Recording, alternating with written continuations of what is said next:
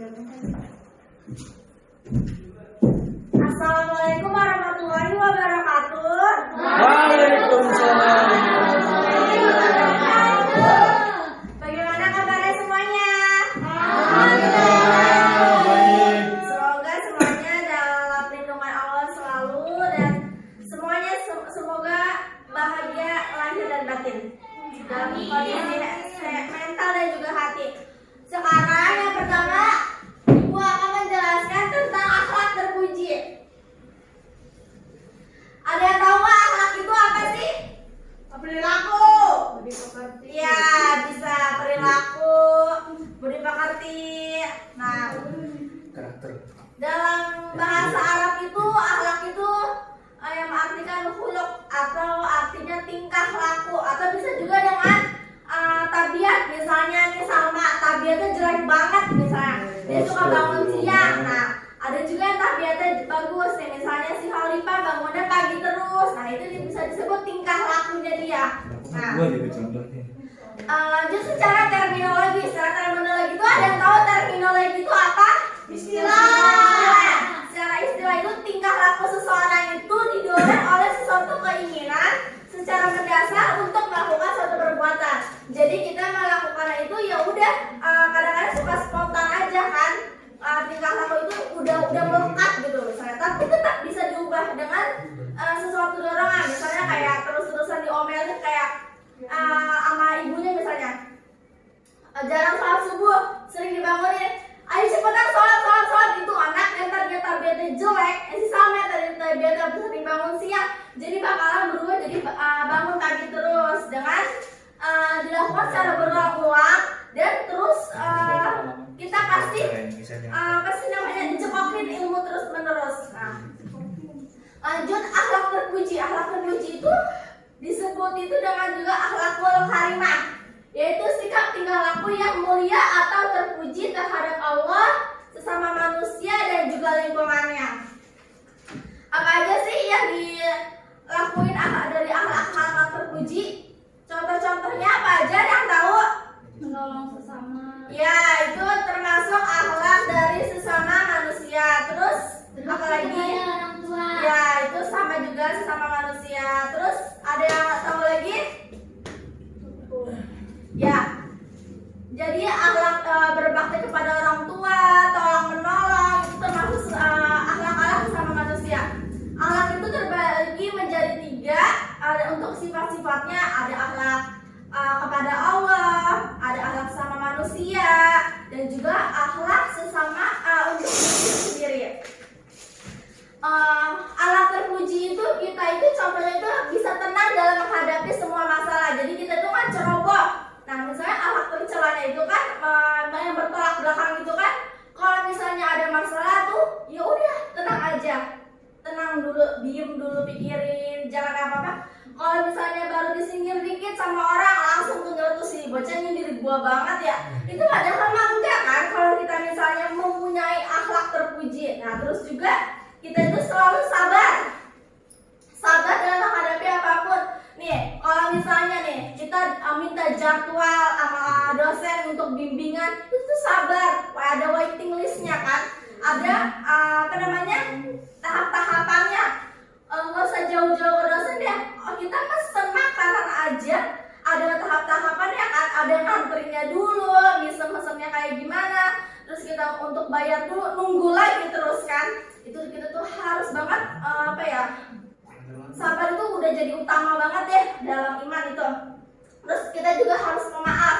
Nih misalnya nih nggak dipinjemin duit sama orang, atau sama temennya sendiri pengen nitip makanan, terus dia nggak mau nitip, ya udah aku maafin, gak usah kayak dendam gitu, kayak besok nih kalau misalnya buat dia nitip kagak bakal buat nitipin. Itu tuh ya Allah, itu parah banget sumpah ya. Itu tuh nantinya bakal berbalik ke kita.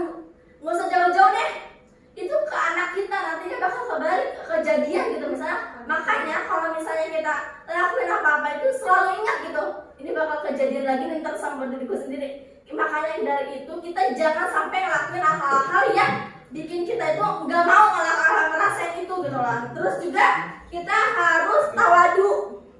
Apa sih tawadu itu? Rendah hati. Iya, rendah hati, nggak usah tinggi-tinggi hati kayak sombong skincare-nya aja padahal ya kita juga bisa kalau udah banyak skincare mahal terus jadi cantik ya. Nggak usah kayak gue lebih putih daripada dia ya gitu tuh ya udah nggak usah, itu mah kayak fisik di dunia doang.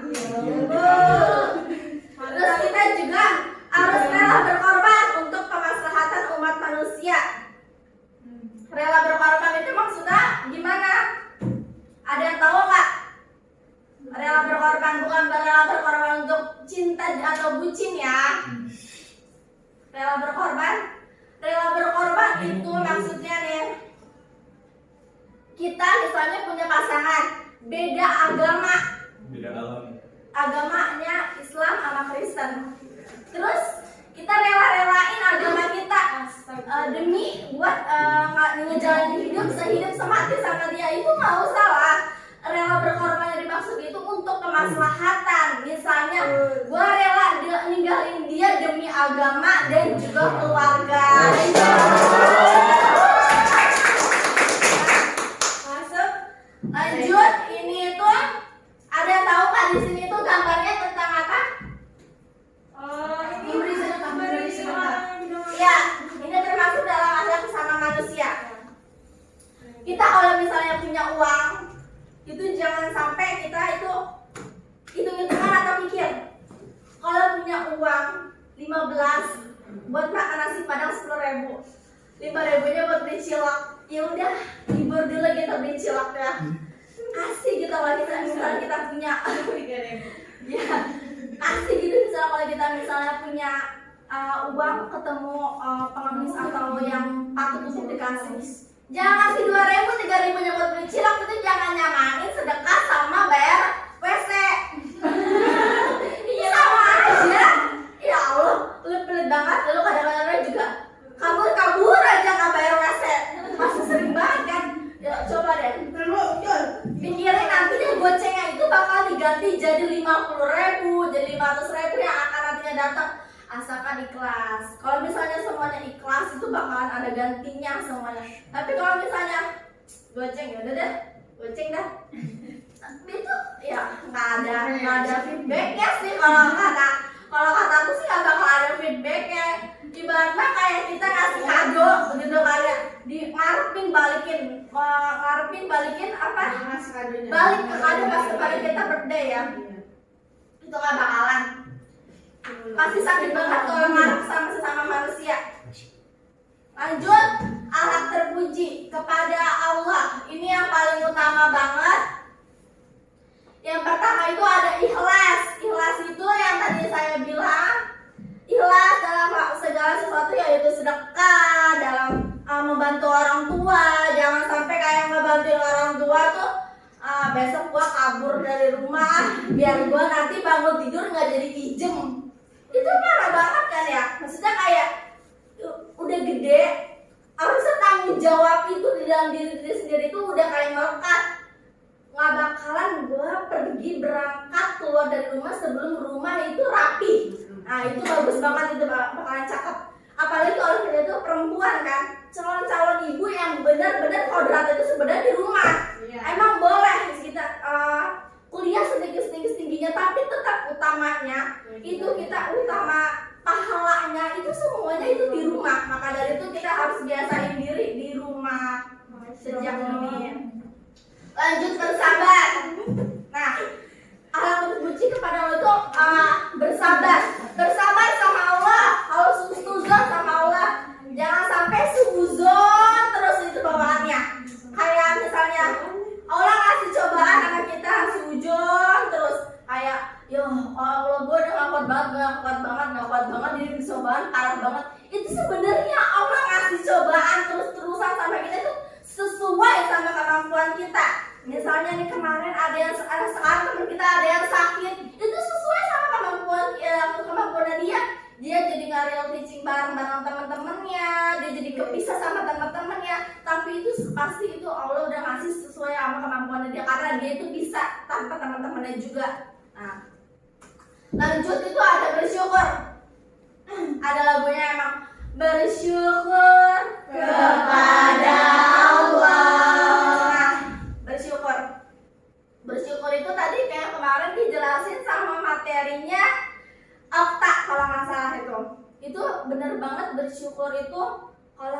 bersyukur ngerasain nih kayak misalnya saya sendiri pernah ngerasain ya, makan ibaratnya kayak di rumah makannya lagi tempe tahu nih. Ya Allah, padahal itu baru di mulut doang ngomongnya. Ya Allah, alhamdulillah makan tahu tempe, padahal di hati dongkol. Pengennya tuh makannya nggak makan gituan gitu, pengennya mau makannya yang enak gitu, geprek bensu, pengennya McD gitu kan ya. Tapi udah itu baru di mulut aja, besokannya makannya dari pagi sampai malam itu bener-bener enak-enak, gratis lagi dibayarin sama temen. Itu enak banget sumpah. Makanya dari sini tuh ambil kutipan, bersyukur dari hal-hal kecil yang nantinya kalau misalnya kita bener-bener bersyukur banget, itu bakal dikasih lebih. Jangan pernah kayak dikasih duit corona kan sekarang kan dikit banget ya, maksudnya duit dari corona lagi dari zaman corona yang tadinya 500.000 per bulan jadi 150.000 per bulan. Itu tuh kalau mulut tuh kadang-kadang suka ngoceh aja kan tuh ya, kalau lagi nongkrong duit jajan biasanya begini itu nggak bakalan nambah. Tapi kadang-kadang ya duit jajan 150.000, bayangin aja sekali nongkrong nggak nyampe 50.000, bener apa enggak? Salah banget. Itu nyampe sekali nongkrong 50.000 itu tuh. Nah, abis kan pasti nggak nyampe pas sebulan. Tapi kalau kita bersyukur itu pas aja itu rasanya. Padahal kita tiap hari keluyuran, ya kan? Pasti dia nggak bakalan ada yang di rumah diem aja, nggak bakalan ya. Itu bakalan mumet. Nah, maka dari itu kita pokoknya bersyukur ya dari hal-hal kecil, jangan sampai enggak. Terus bertawakal, tawakal nih. Kadang-kadang orang udah tawakal aja deh lupa, padahal belum ikhtiar. Dia padahal belum ikhtiar, kayak lembek banget gitu. Harus dibentuk mental kuat itu dari sekarang, dari sejak dini. Jadi kalau misalnya sebelum ngelakuin apa-apa, sebelum nyerah, sebelum diserahin sama Allah, kita harus ngelakuin ikhtiar. Dan ikhtiar itu sebenarnya sama Allah itu suka dikasih banyak opsi. Tapi kadang-kadang kita nggak sadar. Misalnya kita mau ngerjain skripsi, sebenarnya tuh opsi-opsi judul-judul skripsi itu kan banyak banget ya dikasih. Kadang-kadang kita ngeliat scroll TikTok banyak kan tuh ya. Tapi kita langsung scroll aja, padahal itu udah dikasih tuh. Kadang-kadang emang mata mah males aja ngeliatnya kayak gitu kan. Terus kadang-kadang kalau misalnya lagi diskusi, ada teman kan yang pasti yang ini banget, yang orangnya ambis banget ibaratnya gitu kan, yang ngomongin tentang skripsi. Tapi kita males tuh ngumpul sama mereka untuk ngomongin itu skripsi. Nah itu tuh orang-orang males, nggak usah deh ngarep berserah diri dulu gitu. Maksudnya pede banget gitu lah, nyerahin diri, tapi kitanya sendiri itu nggak berusaha semaksimal mungkin. Nah lanjut, Allah terpuji kepada manusia yang tadi pertama itu yang digambar itu contohnya sedekah ya kan. Nah contohnya lagi itu berhubungan baik dalam lingkungan, selama tetangga. Itu meskipun tetangga kita kadang-kadang suka ngomongin ya, itu biarin aja, itu urusan dia sama Allah. Pokoknya intinya kita, hubungan kita sendiri sama ibu-ibu itu baik gitu. Tetap gitu, misalnya kalau misalnya lewat nih kita permisi bu, assalamualaikum gitu kan. Pokoknya nih ya, dasar attitude itu ada 5. Pertama, salam. Itu kalau ke rumah orang wajib banget salam. Meskipun kita itu sering sama teman ya, misalnya kayak gue mah seringnya sama dia mah ngomongnya gitu. Jarang ngomong salam, dia telepon juga. Tapi kan di rumah itu kan ada orang tuanya, ya kan? Orang tuanya harus kita hormatin, tetap kita harus salam, permisi pada saat ngelewatin orang-orang itu agak nunduk gitu. Nggak usah begini banget, tapi takut dikata lebay kan, agak begini aja, permisi gitu kan. Terus terima kasih, tolong. Itu banyak banget nih sekarang nih orang-orang kurang ajar banget emang. Minjem duit meskipun 1.000 tuh, tolong dong bayarin dulu gitu 1.000. Itu harus banget, tolong itu wajib banget. Tolong sama maaf. Kadang-kadang yang maaf ini susah banget ya. Karena apa? Karena nggak sadar kita ngelakuin kesalahan ke orang gitu kan. Kayak ngomong begini aja saya nggak tahu nih. Ada kata-kata yang keluar spontan yang nyakitin kalian atau nyinggungin kalian itu saya nggak tahu kan. Itu makanya lima ini pokoknya saya jadiin pedoman dalam hidup saya. Siapa tahu bisa dijadiin pedoman juga sama kalian itu untuk diterapkan di implementasi hidup. Untuk hubungan baik itu tolong menolak. Misalnya jemurannya jatuh, ambil gitu loh boya. Terus sambil terakhir, Mama Nijar, ini jemurannya jatuh dan di sini ya mau hujan gitu. Begitu aja udah, nggak usah banyak kayak langsung udah jemurannya berat sendirian diangkatin gitu. Dan sama aja nyusahin diri sendiri. Sekedarnya aja yang penting udah punya niat baik. Terus benar itu maksudnya apa sih? Benar itu maksudnya nggak gosip. Siapa yang di sini suka bigos alias biang gosip? Semoga nggak ada ya, semoga nggak ada.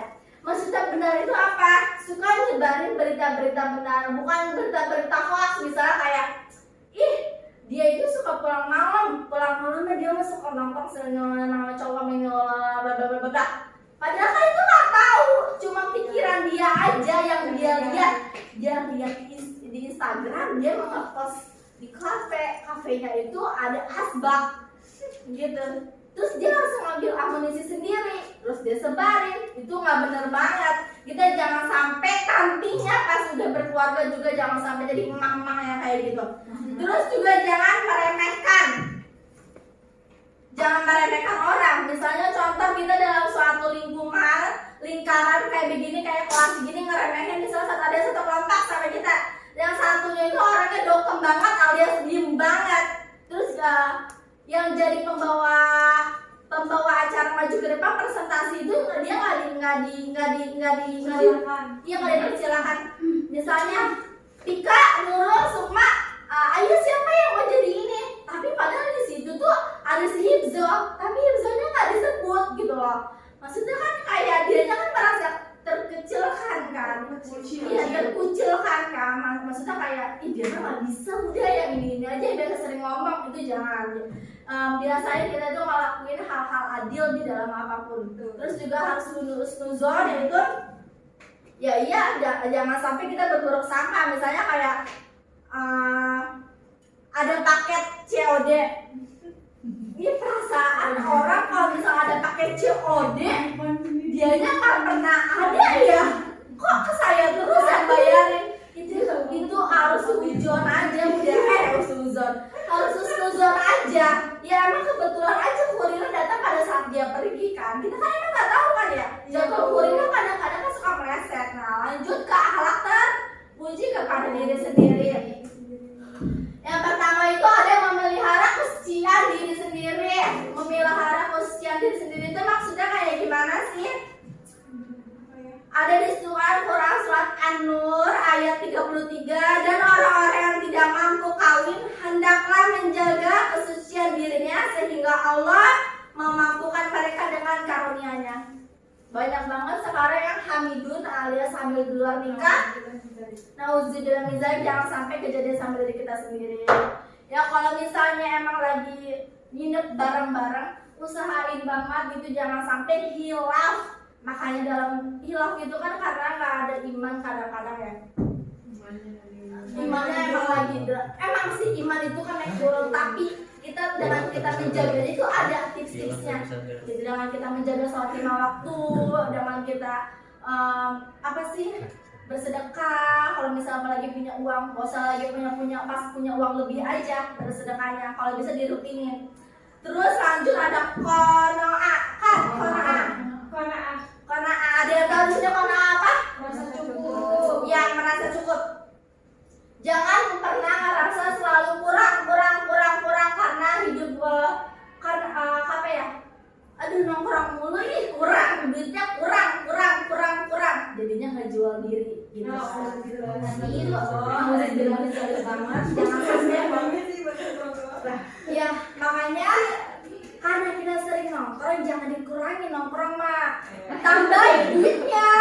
Ya nggak apa-apa nongkrong mah sering-sering gitu, nggak apa-apa nyobain menu di sini Ntar besoknya ada yang viral lagi cobain di sini. Gak apa-apa, bantu-bantu UMKM orang-orang. Iya, lanjut ke berdoa.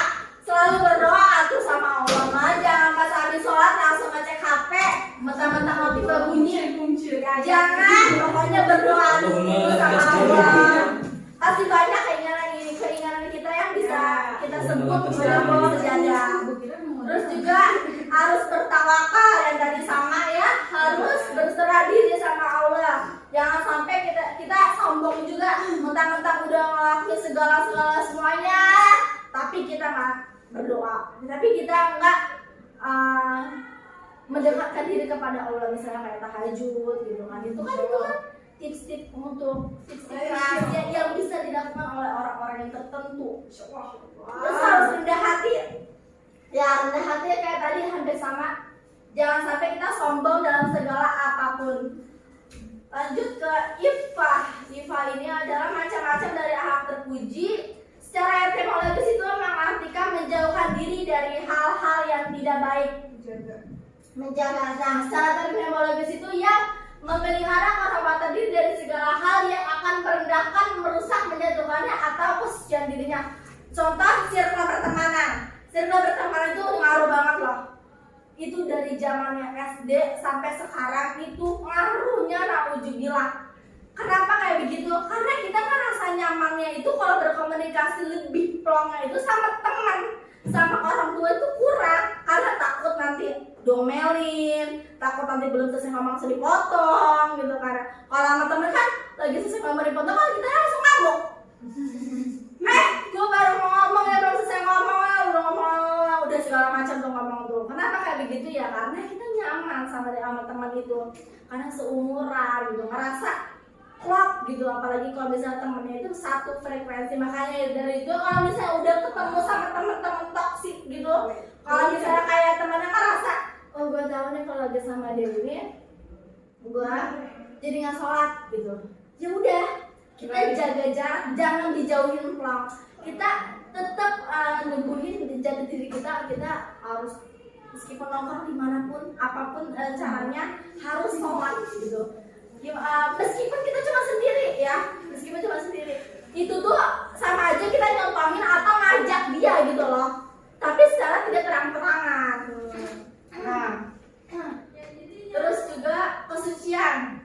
Kesucian itu maksudnya kesucian apa aja sih?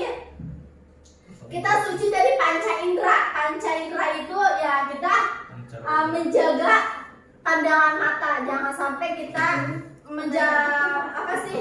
Kan sekarang banyak banget situs-situs yang akses itu yang enggak yang 18+ itu, jangan sampai kita Astagfirullah. jangan sampai kita melihat-lihat dan seharusnya tidak kita lihat. Terus jasad, kesucian jasad. Itu maksudnya apa sih kesucian jasad? Ada yang tahu apa enggak? Jiwa ya, kesucian Bu. Iya. Kesucian jasad itu artinya itu menjaga aurat, menjaga aurat. Julurkan semua jilbabmu sampai menutupi dadamu. Ada di surat Quran, surat apa? Yang tahu? Al-Ahzab ayat 59. Ya, yang berbunyi ada yang mau baca apa enggak? Oke, saya baca nantinya aja, langsung ke poinnya. Hai Nabi, katakanlah kepada istri-istrimu, anak-anak perempuanmu, dan juga istri-istri orang mukmin, hendaklah mereka mengulurkan jilbabnya ke seluruh tubuh mereka, ya demikian itu supaya mereka lebih mudah untuk dikenal. Karena itu mereka tidak diganggu dan Allah adalah pengampun lagi maha penyayang. Ada yang pernah dengar gak? Itu orang gimana nggak digodain orang pakaian ajang kayak gitu? Ada yang pernah dengar gak berita itu? Itu sebenarnya salah di pihak keduanya. Salah di pihak keduanya. Yang satunya emang kecantilan, yang satunya emang gimana? Iya betul. Maka dari itu kalau bisa ya, ini kan banyak banget sekarang model-model hijab. Tetap ngejulurin ke bawah, dada ditutup. Meskipun saya sendiri itu lagi mencoba akan, tapi bisalah hasilan nantinya. Terus ketiga ada kesucian harta. Kesucian harta maksudnya apa? Kesucian harta itu jangan sampai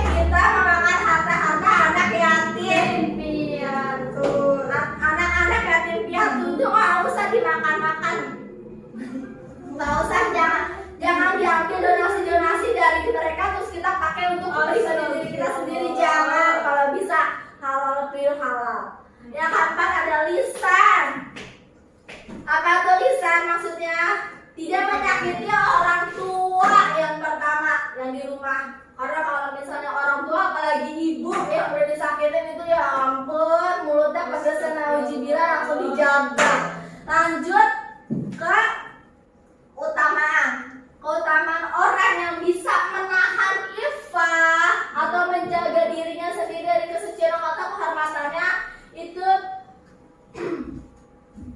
orang bisa menahan diri ini, maka yang dihalalkan ataupun diharapkan walaupun jiwanya menginginkan. Jadi maksudnya apa? Meskipun dia pengen banget nih misalnya dia nerima uang buat anak yatim sebesar 15 juta, dia pengen banget itu duitnya buat diri dia sendiri, tapi dia bisa menjaga karena dia mempunyai sifat iffah. Lanjut, ada di sini hadisnya yaitu apa yang ada padaku dan kebaikan harta tidak ada yang aku simpan dari kalian. Sesungguhnya siapa yang menahan diri dari meminta-minta, maka Allah akan memelihara dan menjaganya. Dan siapa yang menyabarkan dirinya dari meminta-minta, maka Allah akan menjadikannya sabar. Dan siapa yang merasa cukup dengan Allah dan meminta kepada selainnya, maka Allah akan memberikan kecukupan padanya. Tidak kalian diberi suatu pemberian yang lebih baik dan lebih luas pada kesabarannya. Hadis riwayat siapa ini ya? Al-Bukhari. Ya. Lanjut. Hikmah. Ada yang tahu hikmah apa? Pelajaran. Ya. Sesuatu yang dapat kita ambil. Hikmah pelajaran sesuatu yang dapat kita ambil. Lanjut, ada lagi yang tahu? Nilai positifnya. Ya, kita lihat ya. Hikmah itu setiap perkataan yang benar dan menyebabkan perbuatan yang benar.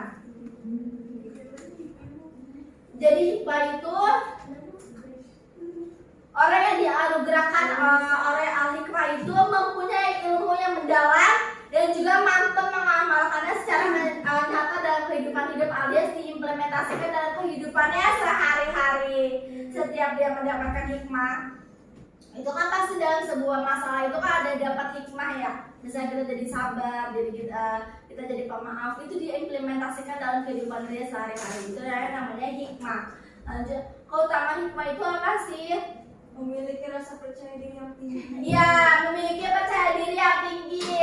Kalau kita misalnya habis presentasi gugup, terus ya ada hal yang bikin kita lelucon, misalnya kita kesandung kabel, jadinya diketahui satu kelas, itu pernah apa enggak? Ada yang pernah apa enggak? Enggak ada yang. Kalaupun ada yang pernah, itu dijadiin hikmah sama dia. Oh, gue lagi belajar mental. Mental. Mau nggak mau kan udah jatuh karena lagi pada cekikikan semua. Emang ada yang mau ngejulurin tangan? Kan nggak ada kan? Mau nggak mau dia bangun sekarang sendiri dan melanjutin yang dia mau presentasi. Itulah dia menjadi rasa percaya diri yang tinggi. Yang kedua, ilmu pengetahuan dijadikan bakal utama. Yang tadi saya bilang, hikmah diomelin orang tua. Itu pasti ada hikmahnya kan? Ya. Pasti itu, pasti. Meskipun orang tuanya maaf, ada yang nggak nyampe sarjana, itu jangan salah. Misalnya kayak orang kan ada nilai kan sarjana berarti ilmunya tinggi banget. Kalau nggak sarjana ilmunya pendek. Jangan salah karena orang tua itu pengalaman atau madrasah pertama. Dan justru dari pengalaman mereka kita jadi belajar. Karena pengalaman itu yang bisa dirasain ya hanya orang-orang tertentu gitu loh. Pengalaman orang karena beda-beda. Jadi ilmu pengetahuan buat kita. Dapat berkomunikasi. Kenapa sih kita dapat berkomunikasi? Karena kita misalnya komunikasi sama Khalifah sama si Misal. Orangnya berbeda. Si Khalifah orangnya gereja, si Misal orangnya gereja. Kita cara pendekatannya kayak gimana? Gereja itu maksudnya rame. Ya, gampang gitu. Tapi si Mitchell orangnya nggak bergereja, pendiam. Kita cara mendekatinnya emang kayak sama gitu kayak ini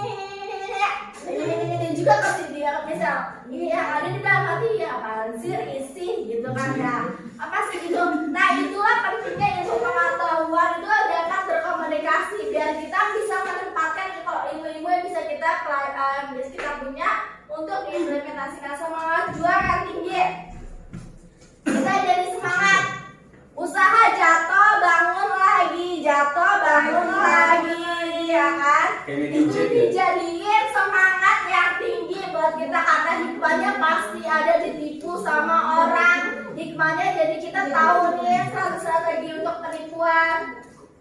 Lanjut mengikuti sunnah Rasulullah SAW.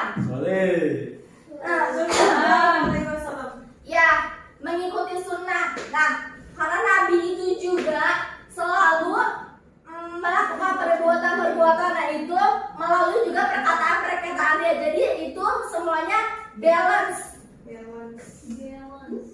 Lanjut ke adil. Adil itu menurut bahasa itu ialah meletakkan sesuatu pada tempatnya atau memperlakukan hak dan juga kewajiban secara seimbang, tidak memihak dan tidak merugikan pihak manapun. Adil. Gue udah adil kok. Kan menurut diri sendiri orang lain. Iya betul, ada orang yang kayak gitu. Gue udah adil kok, tapi sebenarnya dia sendiri dapatnya satu, yang lain setengah. Adil buat diri sendiri, bukan adil buat semuanya. Jangan sampai kita kayak gitu. Terus bentuk-bentuk adil itu ada apa aja sih? Bentuk adil kepada Allah. Bentuk adil kepada Allah maksudnya kayak gimana? Tetap ngikutin semua perintah-perintah Allah. Contohnya apa aja? Sholat. Ya, sholat. Terus ya, terus berzakat kami. Sedekah. Oh iya. ya, terus ada lagi? Perintah Allah sudah kita. Ya, yang paling penting itu adalah yakin. Yakin kalau bahwasannya semua yang terjadi, semua yang kita minta itu bakal dijabah, bakal dijembreng satu persatu sama Allah Subhanahu wa taala. Nah, terus yakin benar-benar menempatinya itu sama Allah itu yakin. Cuma satu, jangan sampai yakin sama Maryam juga, yakin sama Kudus juga, jangan sampai kalau dibilang dicari. Lanjut. Bentuk adil kepada diri sendiri maksudnya apa? Ya, kalau capek istirahat.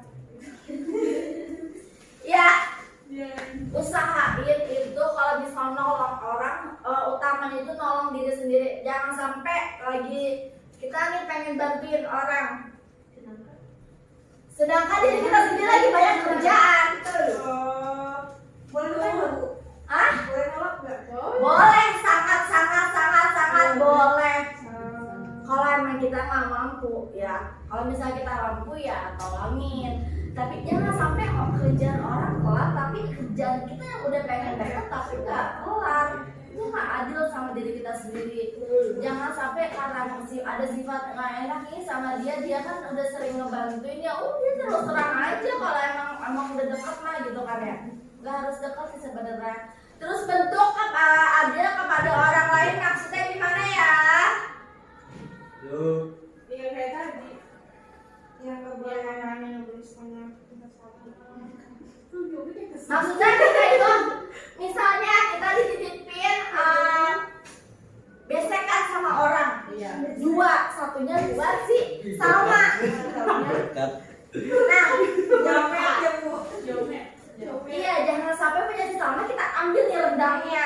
Jadi dia terimanya cuma nasi sama bihun sama acar.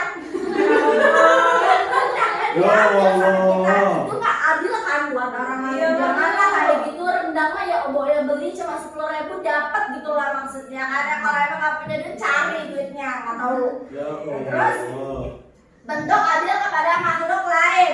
Contoh dari makhluk lainnya Allah itu apa selain manusia sama jin? Binatang.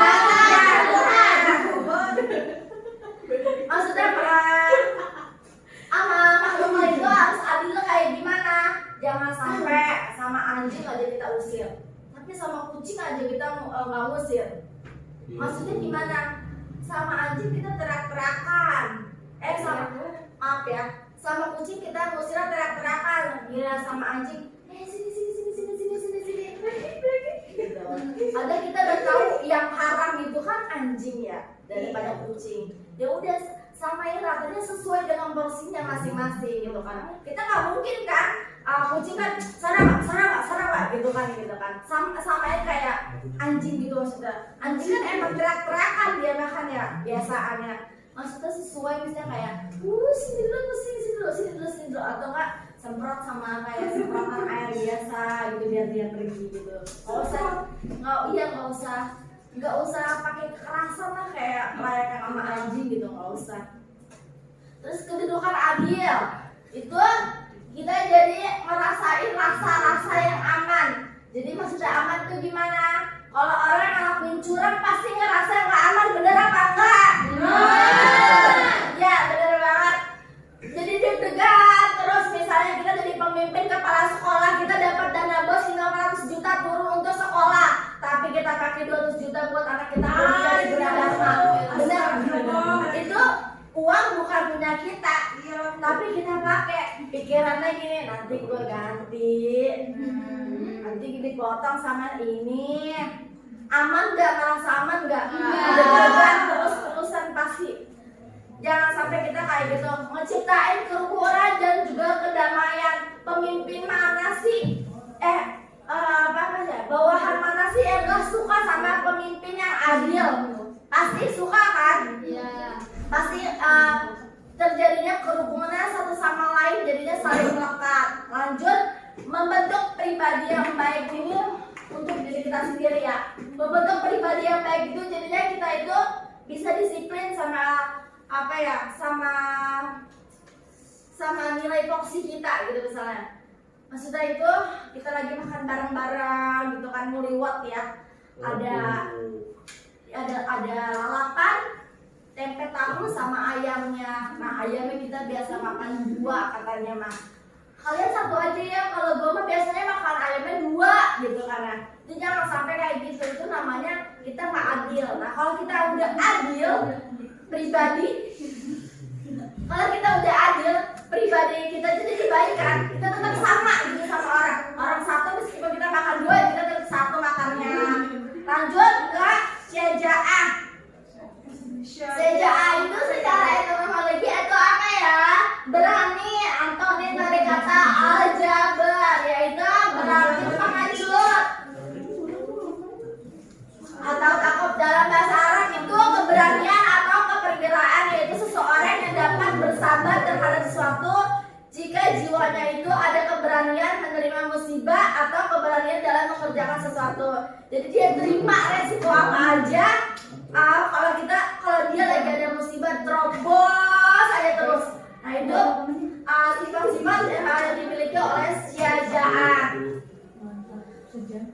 Nah terus syaja'ah ini dibagi menjadi 2, yaitu ada harbiyah dan juga nafsiyah. Harbiyah apa ya?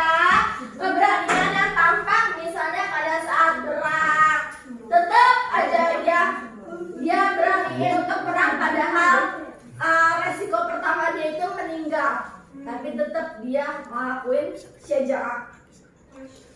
Terus ada nafsiyah, itu keberanian menghadapi bahaya atau penderitaan dan menegakkan keberanian.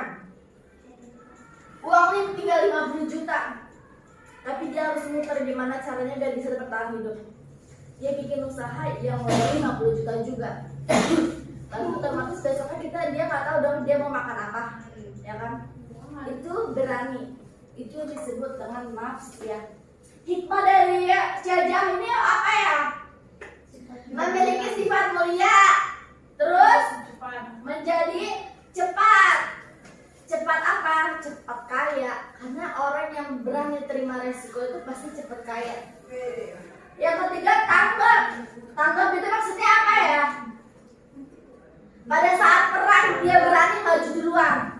Dia tanggap duluan. Pasti kan orang yang paling depan melihat duluan dong situasinya kayak gimana kan. Orangnya jadi tanggap. Kalau misalnya dia udah mau ngebusur nih, dia udah tanggap duluan ngebusurnya bakal kesasaran ke-11 ini. Karena dia udah tahu kayak insting gitu. Nah, terus perkasa, maksudnya